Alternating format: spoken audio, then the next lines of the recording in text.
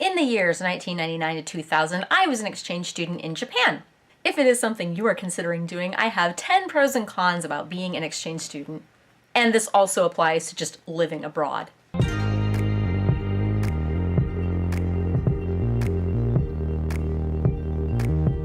So pro number one is that you learn about another country, and in turn, you learn about your own country and culture. Sometimes it's hard to actually know what your own country and culture is like unless you have another country and culture to compare it to. It's easier to say, well, my country is not X, or my culture is not X, rather than just saying, my country is like this.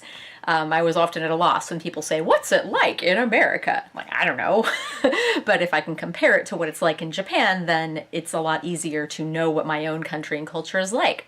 But the con that goes with that pro is homesickness of your own country's and culture's traditions. This sort of thing, wow, I have a cat. Everyone say hi to Pan. Nope, not up there, honey. You're gonna knock down mommy's camera. So yeah, you get homesick of the traditions and the customs that happen in your country, particularly like around holidays like Thanksgiving or Christmas. Thanksgiving was one because they just don't celebrate it at all in Japan. But I love Thanksgiving because it's all about eating food. That's another thing though, they wouldn't have like a whole roasted turkey or like a whole roasted giant piece of meat because their ovens in their houses are super tiny. So I missed that. And I guess if you're into things like the Super Bowl or other like very American customs, you might miss that. Or, you know, customs in your own country. Pro number two is you get to make some new friends. In my case, I'm just a very introverted, not outgoing kind of person, so I didn't actually make that many friends. But I did maintain and kind of extend a friendship with a Japanese woman that I already had. She was our exchange student when I was 7, and we kept in touch. So I, you know, preserved that friendship. And like by the end of the year, I was kind of starting to make friends, so that was kind of cool. But you know, if you're not me, if you're not like shy and introverted, and if you don't have resting bitch face, then you can make friends. And since this is also the modern age of social media and the internet, you can preserve those friendships a lot easier because you have social media to keep in contact with them. When I was in Japan, I didn't have that. So that's also kind of leading me into the con here, is that you might have a hard time making friends if you're like me. So this can be a pro or a con depending on what kind of person you are. Of course, then again, I'm not one of those kinds, because I'm introverted, like I don't like going out. I like a lot of the activities I like doing are solitary activities anyway, so I didn't really mind so much that I didn't really have that many friends. But you know, if you mind, then that's a potential con. Pro number three, this goes with number one, is that you learn more about yourself when you're away in another country. Again, because you're putting yourself in a whole other situation, a bunch of other situations that you're not used to, and then you figure out how you react in those kinds of situations. And then through that, you learn more about yourself. And also just by learning about a bunch of other things and opening your horizons and everything, you do change as well, in I think a positive way. That leads to con number three, and that is that even though you're learning more about yourself, you don't have an ability to express yourself very well. There's the language barrier, of course, and that's the main thing that prevents you from expressing yourself. But sometimes there's the cultural barrier as well. Like in the Japanese culture, for example, like it's not appropriate for me to speak out of turn. Like if there's someone who's older than I am or their status is higher than I am or whatever, and I have to like adjust and use kegel, which is the polite speech pattern if I'm talking to someone older than me or of higher status. So that might feel strange, like I'm not really able to express myself. Culturally speaking, if you're a hugger, I'm not, by the way, so that worked out super well for me in Japan. But if you're a hugger, if you're like a really super outgoing, affectionate person, you might have a hard time like not being able to hug everyone as a greeting. But of course the language barrier, like I'm weird and I like joking around and stuff, and I especially like dry humor, and that does not translate very well into Japanese. Like I try to be joking in my dry humor kind of way, like I'd say something like, oh, it's okay, we're all gonna die anyway, and then people would take me seriously. They think, oh no, Sarah's so sad and emo. It's like, no, I'm just being silly. and I couldn't express that very well. So pro number 4, this is a biggie. You have a free place to stay or free places to stay when you go back there on vacation later. I haven't really cashed in on this because, well, many reasons. One, it's expensive just to fly over there anyway, and I was poor, like dirt poor throughout most of my 20s. But yeah, if you make friends and contacts there, like you can go back and visit them, and you know, your accommodations, your lodging, that's like one of the most expensive components of traveling. But if you have that taken care of, then you're set. And then it's also really cool to host them, like to have them come over and visit you. Con number 4, and you've probably seen videos like scattered here and there on YouTube, you might get the host family from hell. I'm just going to say these cases you hear about the host families from hell, those are outliers. They are not that common. Only one kid in our group had a host family from hell, and he was only with that family for 3 to 4 months. Like we moved host families. Usually if you do a good exchange, you're going to stay with more than one host family. But yeah, it does happen, it can happen, or they're not necessarily the host family from hell. They're not necessarily a bad host family or bad people, but maybe like your personalities just totally don't connect. Like maybe they're super, super conservative and you're liberal, or the other way around, or something like that. Which is why it's important to like be very forthright when you're applying for these programs, like to say, this is the kind of person I am, these are the kind of things I like and don't like, just so that you're more likely to get with a compatible host family. Pro number 5, and this is a big one, you learn another language. If I hadn't spent the year in Japan, I would not have learned Japanese as well or as quickly as I had, and I probably would not have the current career that I have. So yeah, that's a big one.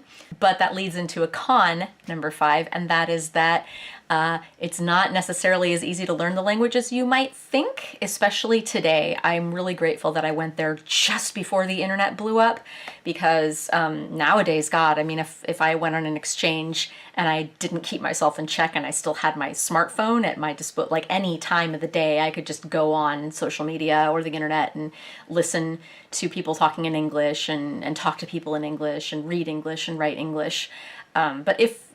So if you don't put yourself in check, and this even happened with some of the exchange students who lived in the city, they'd just meet up with each other and hang out and talk English all the time, so they didn't learn Japanese as well until the end of the year. So yeah, like it's not like it magically happens and you just, you don't even have to work at all and you learn the other language. No, you have to still work at it really hard, and then you also have to just have really good self-discipline and prohibit yourself from using your native language while you're there. Otherwise, it's not really gonna work as well as you think it might.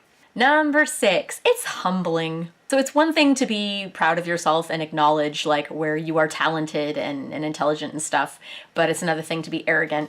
And nothing is more humbling than like going to another country where you can't speak the language and you don't know what's going on and like you do stupid things all the time. But it's also really liberating, like if you're sort of a perfectionist and you feel like you have to like you always have to be on your A game and you always have to be using the correct vocabulary and videos on YouTube, then it can be really liberating to be in a situation where you can just surrender and be like, okay, I'm just gonna make an ass of myself. I'm gonna be stupid. I'm not gonna be able to speak properly.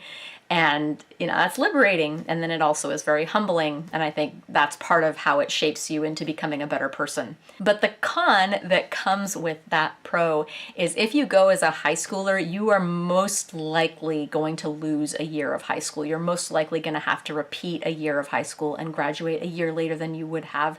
That's what happened to pretty much everyone in my group. I went after I already graduated high school, so I didn't have that issue. But yeah, if you go during high school, unless you were super proficient with the language to begin with before you even went, you're most likely, like the classes you take there are most likely not going to carry over and you're gonna have to take an extra year to graduate. That's really humbling. Pro number 7 is you don't have very much stuff, and that's really liberating. If you follow the whole minimalist movement that's been going around the internet lately, yeah, there is a lot of joy in not having a lot of stuff. And I discovered that when I was in Japan, and all of my worldly possessions, at least, you know, that I had with me, I could fit into 2 suitcases. So I knew exactly what I had and I knew exactly where it was.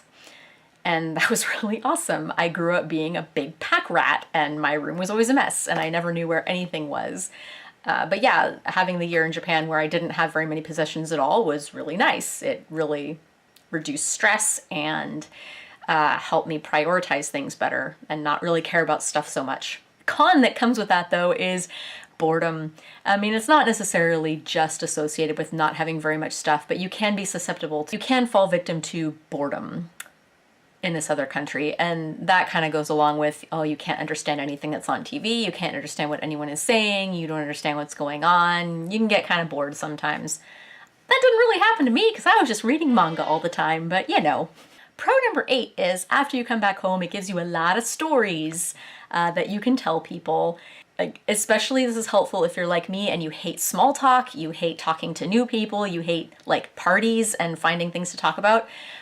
If it comes up in conversation that I was an exchange student or that I've lived in another country, bam, it's like super easy to talk to people because they have all kinds of questions.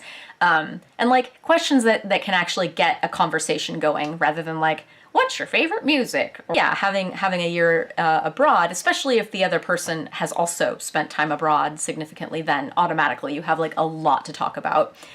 And then you also have a lot of cool stories that you can tell people. A con that kind of reflects that pro is that when you are in the foreign country, being an exchange student, people will have a lot of misconceptions about you based off of what they've seen in movies from your country. I guess this applies a lot more to people from the United States because like we export so much entertainment around the world.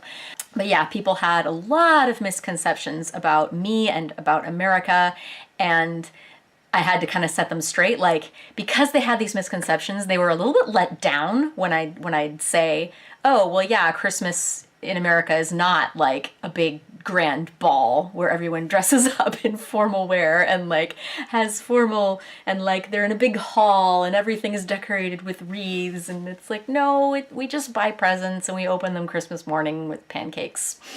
Yeah, and they'd also like feel a little let down meeting me too, I think, because they think, ooh, exotic foreign girl, she is like the characters we've seen in movies and TV, and I'm not, I'm kind of boring to them. Pro number 9 is the food. In Japan, I was a little worried initially because I'm not a huge fan of Japanese food, but you'll find that there's going to be new dishes and new like ways of cooking over there that are really going to turn you on and really get you excited. When I was in Japan, I got introduced to just like fine pastry, really. Like some of the best pastry chefs in the world, I swear, they're in Japan. Like in small towns, they're everywhere. Like Japanese people are so good at cooking and at baking. So all their cute little slices of cake that they sell by the slice that you can even get in convenience stores or supermarkets, and they're really good. Like that kind of thing. Japanese foods, like festival foods like yakitori and yakisoba, and karaage and the obento were really cool. And then also the Japanese take on non-Japanese foods, like they'd have Chinese food at home. My host dad made pasta all the time, and they're really good cooks over there. And partly it's because in their education, they really do learn how to cook very well, and it's also very emphasized in the home that people cook. So food's great. Con number 9, food. There's also a lot of gross food over there. I had like a list of all of the gross things that I ever ate in Japan and the weird things that I ever ate in Japan. I still have it, but I don't feel like digging it out of a box. But I remember among the weird and disgusting things that I ate, I had like, I think the grossest thing of all was like salted fermented fish guts. I had like raw abalone, and it just tasted like somebody took seawater and put gelatin in it, and that's it. And then some ubiquitous things like umeboshi, I don't like them. They're way too salty. Oh, and Japanese pickles in general, I just don't like any of them. They're all way too salty, and then that weird funky fermented taste that I don't really like. Pro number 10 is you are going to have a new place to call home. When I did go back to visit 2 years after my stay, I did in a way feel like I was coming home, especially with Iwate. It's just a very, very homey, like, you feel like you're at home. It's so inviting. There's beautiful nature everywhere. And yeah, it's just, you have a new home. You have a second home.